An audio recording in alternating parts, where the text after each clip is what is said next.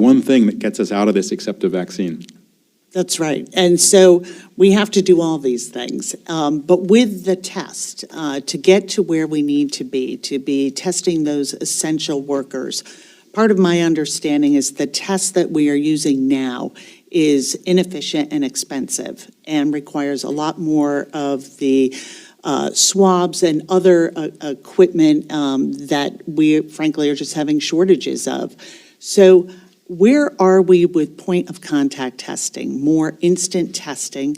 And even if their accuracy is not as good as the current tests we're using, is it worth it if it is more widely distributed and lets us test more of these essential workers and people at the greatest risk?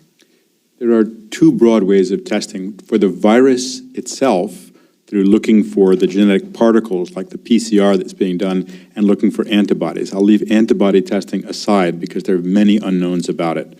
With the point of care testing for the virus, there are some systems that are relatively rapid now, but they're low throughput. So you're only going to be testing a few people each hour or people over a 4-hour period.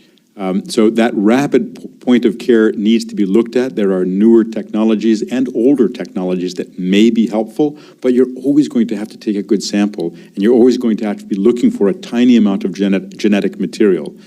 So your idea of a test that would have what we would call a low sensitivity, but still a high specificity, in other words, some false negatives, but it could rule someone in, would be very helpful, but does not yet exist on the market.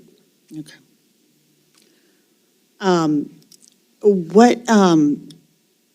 What are some of the limiting factors for reaching just the sheer number of tests that we're going to need?